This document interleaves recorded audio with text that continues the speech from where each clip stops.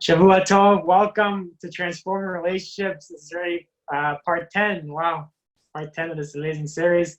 The feedback has been unbelievable. We're actually going to start off this week with 2 questions from submitted questions. Everyone should submit your questions to events@chazaq.org, events@chazaq.org.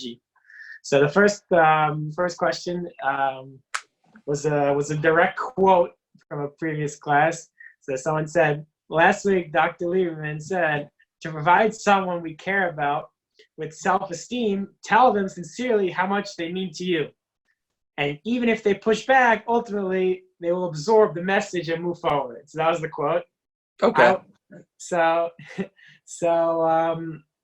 I was agonizing today. This is the first email.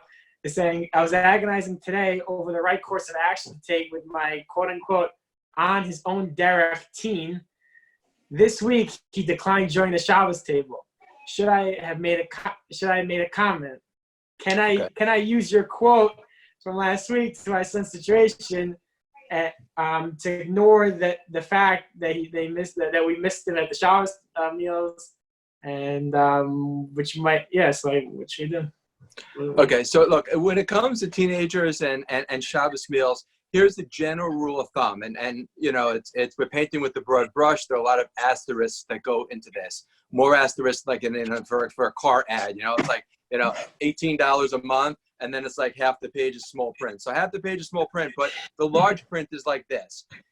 You never want to call a person, especially a teenager, out on anything that they're doing because that they already know they're doing is wrong. Meaning, if you tell someone to do something that they know that they should already do, it's called nagging. And that gets us nowhere. Whether your spouse, child, friend, coworker, doesn't make a difference. So the other thing is something we touched on another time is that if you tell your child, you know, your teenager, you've got to come to the Shabbos table, why aren't you coming? You got to do blah, blah, blah. All you're doing is you're injuring the relationship. You're making him feel worse about himself. And he's justifying to himself all the reasons why it's okay that he not do it, and so on. So I would encourage you to, there's only so far you're going to push anyone, particularly a child, with the what's until you get into the whys, meaning do this, do what to do. At some point, you know, it's good to know the whys. Same thing by us. In other words, you know, we're motivated, you know, to do some of the what's, but only because we understand some of the whys. What to do, we daven. Why? Well, there's a created universe. The degree to which we embrace that varies, of course, and the further we move away from the recognition of the created universe and exactly what that relationship is and who Hashem is, the further we're going to move away from davening or from observancy in general. So, you know, you can push all the what's. You have to do this, you have to do midoraisa, this and that, the rabbanim, and, you know, so the approach here is as follows. So to answer your question is in terms of just, you know, love and accept unconditionally 100% by children. That's not even a shiloh. But what you want to do here is is work on one, improving the relationship. That means no more reminding the child of doing stuff that he's going to feel bad that he hasn't done. Whatever he does do, don't, you know, acknowledge it in a positive way. Not a, hey, wow, look who finally showed up at the Shabbos table. Not one of those things. But, Jonah, so nice, you know, he came down, whatever. Ignore a lot of the stuff. You just have to, I'm telling you, you just get nowhere fast. You got to be able to ignore things, particularly with teenagers. Really, it's look the other way as much as you humanly can. So you're saying that we should maybe turn our eye, maybe even, let's say, like certain things that happen that, like, maybe not to focus on it, but to truly emphasize what they're saying, doing positively, etc. 100%. And it's not about no boundaries, not about no tachacha. It's just about being smart. In other words, you're not going to be effective by beating a kid up and telling him why he's doing more things wrong. It doesn't motivate anybody. So in the cloth of Reb David Trank Zatzal or Rabbi Ronnie Greenwald Zatzal, just love them, accept them for who they are, where they are, how they are, and just really take expectations off the table, particularly if you've got a challenging child, and just love them. I got to tell you, it's more than just a pie in the sky philosophy. It momish works. And I say love them. I don't merely mean acceptance is low hanging fruit. Everyone talks about accept your child. Acceptance is, I accept the fact that I pay taxes. That's not geschmack. That's not great. Embrace, celebrate. Let the child know that everything about him and her, you just are in love with, enthralled by, you're just captivated with, and whatever they do, in whatever way is responsible, that's what gets your attention. Ignore a lot of the other stuff. If you can look away, look away. So the person asked the second part of the same question. They said, is it ever okay to talk about the importance of having a relationship with Hashem? Great. So it's a very good question. It can't be, well, look, I would encourage you to consider doing it in a non-preachy way. Because as soon as you set up, I was listening to a share by Reb Noach Weinberg Zatzal. I recorded probably 2 decades ago when he was in Lakewood talking about Kiruv. And he said, when somebody comes to him and says, I'm an atheist, he goes, the worst response is to tell him, I'm going to show you why you're wrong. Because all that does is it forces the guy to dig his heels in deeper, and he gets very defensive. Rather, he said, the approach is like this. You say, you know what I love to tell an atheist when they come to me? Not this guy. It's pontificating. I like to say, you know what? An atheist is somebody who has proof that there's no God. So I like to say, show me your proof. Now, the guy would say, oh, no. Well, that's not me. I'm really maybe more agnostic. And then he sort of moves the conversation. The point of this is that he said, if you attack somebody, as we know, head on, straight on, the ego's going to get engaged, and it's not going to be a conversation. So if you come full blazing, talking about, it's important to have a relationship with Hashem, blah, blah, blah, depending on the child, or may not go over too well. I would encourage you, I think, like you've got things like the B'tachon hotline. You've got great stories on Hashgacha Pratis. I like kosher books on just the wonders of the world, and you talk about the majesty, in the universe and the different galaxies. Do you know, by the way, Robbie, there are 12,000 species of starfish. Now, to me, that's mind-boggling, and my kids know it's something I say. It's just because it's like, okay, fine. You want to say that, that there's no creator, fine. And somehow we got one starfish, 12,000? I mean, at some point, you got to say that there's got to be a little chachma as to how and why and all that.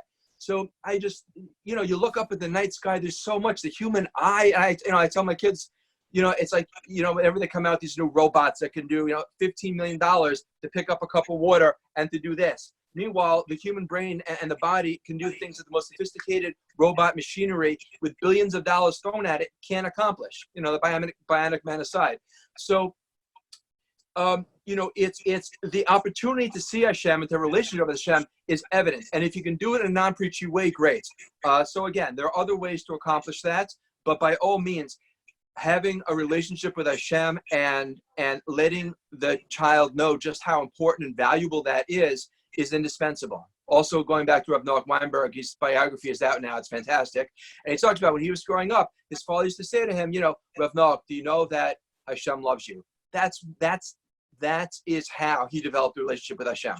So, you know what? It doesn't have to be, these long 2-hour, deep, meaningful conversations. Just these little drips, these little mentions, these observances, and to yourself also. Let them see and model your own behavior as a parent about how you see and bring Hashem into every aspect of your life, and they'll help to absorb that. So meaning you're saying that it doesn't have to be specifically, okay, now we're going to sit down and we're going to talk. What is the meaning of our relationship with Hashem? It's like it's informal. It's just like the way they when you're built up in your house or whatever it is. Right. If you've got a teenager that they're going to sit with popcorn and eagerly listen to what you have to say, call it kavod. I'm not sure there are too many out there. Okay, great. So somebody unrelated, different person sent an email, which is I just realized it's very similar to what you just mentioned. They said, will a 22-year-old son who is not taking responsibility for his actions and disconnecting himself from his parents by limiting conversation, staying in his room, doesn't show interest in other people's lives, become a mensch by the parent giving more unconditional love. So Good, good. So the very good question is that, look, you know, my kid's already selfish. He's already keeping to himself. And now I'm going to pile on saying you're such an amazing human being for staying in your room. So first off, I don't know what's going on in the house, which is why I always like to engage people, you know, live, as you know. But I'd say like this: no human being, let alone teenage 22-year-old boy, wants to walk out of their room if they're going to be hit with a chacha, with rebuke, with criticism, with take out the garbage. So I would hide in my room also if every time I ventured out, it became another job, another chore, another thing I'm doing wrong. So I would take a step back and first make sure this house is besimcha as possible. When the child comes out, it's not, you know, drudgery. It is besimcha. It's positive. It's good. It's not a chore. It is an atmosphere that would encourage somebody to want to come out of their room. Because think about it. Yeah, let's assume this 22-year-old is a smart kid, which he probably is. He can stay in his room where it's safe, quiet, calm, and relaxing, or venture out where he's going to be hit with something that he may not want to hear, see, or do. You know what? I'd stay in my room too. So again, make sure the house is as besimcha, not, you know, in an artificial way, but genuinely a happy place to be. That's how people become encouraged to want to be around you and to want to be a part of Yiddishkeit. So that's number one. The second thing is when you do engage your child, focus on just the positive. And make no mistake, there's some kids, you know, who are very talkative, they're very communicative, they like to engage. We call them girls, right? And then you've got the kind of kid who would just sort of sit there on the couch. And if you've got one of those boys, you don't have to pepper him with conversation. If he's sitting down on the couch, you can be in the same room, open up a sefer, a magazine, you know, spend time with your child without exchanging a word. That's okay. That's valuable. That's important. You don't necessarily have to talk. I'll tell you something very valuable, particularly with teenagers and boys.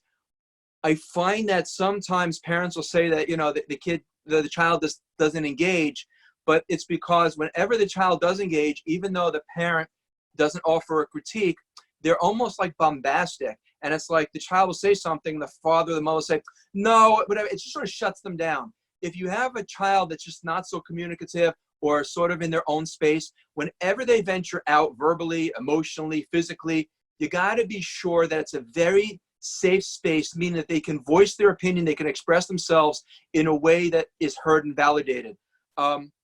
And you'll find that it's just very effective. So I'll tell you a great line I got from my sister-in-law, who is a brilliant social worker. When anyone says something that's completely like foreign, out of left field, doesn't matter what it is, how crazy it is, teenager, some whatever, rather than calling them out on it, saying, that's crazy, that's insane, whatever, she simply says, tell me more, that's so interesting. And I gotta tell you, it's just a great line. Just say, that's so interesting, tell me more. And you begin to open the floodgates of conversation. But again, whenever you have somebody that's not so chatty, make sure the space itself is besimcha, and when the child does engage, it is positive, and you don't not shutting them down, even though you may be thinking you're engaging in the conversation. To that child, it may be felt like rejection or being shut down. So you're saying, to answer the question, you're saying that if you have if you're giving them, if it's not like a safe environment, like a friendly environment, then they're just gonna it's gonna condition itself. They're just gonna continue. But if it's a safe, it's friendly environment, they want to do it, then it's gonna encourage that behavior. That's right. It'll foster them to come out more, and the more positive experience they have. And again, end of the day is whatever that child does. I mean, here's the thing, by the way, when you have a kid like that, don't ask him to do anything when he's not in a good mood, because if he's not going to do it, or it's going to be a huge blowout argument, it's not worth it. When a child like that is in like a good space for whatever reason, for whatever time, maybe, you know, Haley's comment every 72 years, however often that window comes up, go ahead, and that's when you take the opportunity to allow him to do something positive in the house, in order to give in a certain way, to do something in a certain way, to contribute in a certain way, and then be very lavish with your praise and appreciation.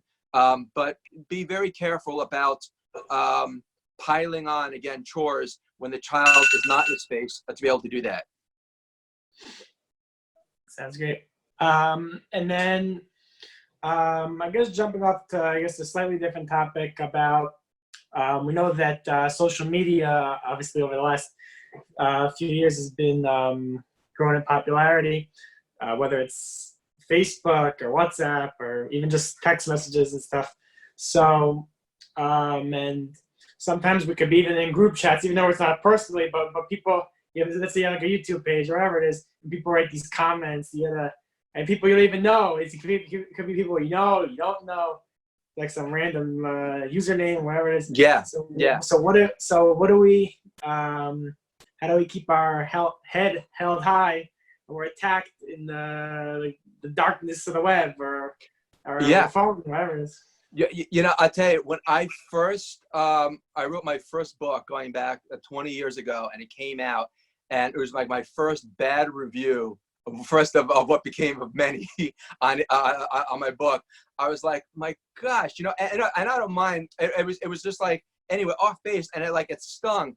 But then, you know, you begin to realize that, you know what, whether it's, you know, people hide behind this cloak of anonymity and they can't see you, they don't know you, and they just fire, you know, these lobs. And now it gets to the point where this guy, I don't want to encourage people to go take a look, but it's on my last book. It's called, my book is Never Get Angry Again.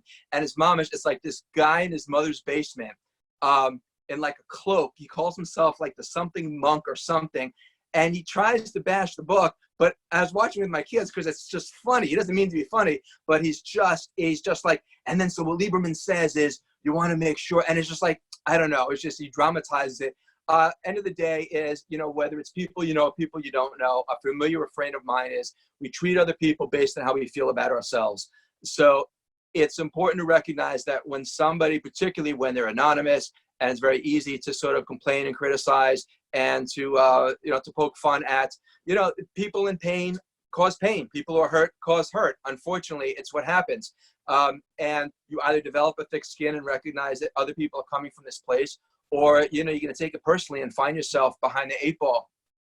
But this mom has just came up with one of my kids. We're talking about this, and, you know, this is something we also mentioned here on, with Chazaq about, you know, saying to so-and-so, you know, you hurt his feelings. And it's one of the phrases that are so unproductive when parents or rebbeim or teachers say, you hurt so-and-so's feelings. No, what you don't hurt anyone else's feelings. You said something, and that child interpreted as something that caused them pain. Not to say we're not responsible for our own actions, but the message there to that child is, on one hand, yes, your words can cause harm, but you have to be careful, because if this child believes that he's going out there causing pain to other people based on his words alone, then he is going to be pained by other people's words. End of the day is, it's not really true. Even though words, yes, they do cause pain, they do cause harm, we have to be careful with our language from our perspective. But at the same time, if we believe that our words directly will cause somebody else pain, then we have to accept the premise that their words will directly cause us pain, in which case we're helpless. So rather, it's important for children, for adults to recognize that it is the meaning we attach to it in our interpretation that causes us to feel a certain way. And that's what causes the pain. Does that make sense? Yes, definitely. Yes, definitely. And just, I guess, to just close off, I remember I read in one of the Sfarim of Rabbi Fran, he was talking about this concept, not directly, but he was talking about the concept of whenever a person, they want to be successful in like helping out the community. Let's say, oh, I want to help build the yeshiva, I want to help build a mikvah, whatever it is. Then you're always going to have negative comments. Oh, we already have a yeshiva. Oh, the mikvah is already over there. Like, so he said that you have to be, I forgot the Hebrew word, you have to be like you're deaf. Like, you don't hear that outside noise. So I think maybe it relates to this, that we have to just you know, not Robbie, listen to those outside voices, I guess. Look, no one ever erected a statue to a critic. You know, it's so easy to sit on the sidelines and throw darts and say, it can't be done, I could do it better, it shouldn't be done this way. But end of the day is, the people that change the world are the people that look at things differently and say, why not? And so, yes, there'll always be their naysayers. We have an obligation to listen with an open ear. At the same time, there's what to be said for shutting people out who are very quick to dismiss and to and to denigrate what it is you want to do only because they're in their own safe space. You know, I'm gonna end with a great real life example. My brother-in-law was a brilliant marketer. He does he puts out these social media sort of like, you know, 1 or 2 minute videos. And he said, somebody said, you know, you can't do it like that. It's not professional enough. Meanwhile, he does do it like that, and he does get business from it, and it does gain traction, and it's great. When that person says it's not professional enough, what he means to say is, I could never do that because it's not professional enough. But when you say you can't do it, of course you can, because he's doing it. So, you know, again, no one ever erected a statue to a critic. It's easy to sit in the sideline and throw darts. End of the day, the people that change the world, the people look at things and say, why not? And that's why, by the way, you know, organizations like Chazaq, like Torah Anytime, you know, you guys are the ones that look and say, you know what, here's a void, here's something that's missing. Let's go ahead, take action and do something. And end of the day is our life comes down to making decisions. You make a decision, and it's an incredible power that comes with it. So, Mitzvah Shem, let's make good decisions this week. Sounds like a plan. Okay, great. Thank you, Dr. Lieberman, for taking your precious time. We really appreciate it. My pleasure. It's impacting so many people. And everyone's reminded to submit your questions to events@chazaq.org, which will be addressed in future classes. Thank you, everyone, for joining us.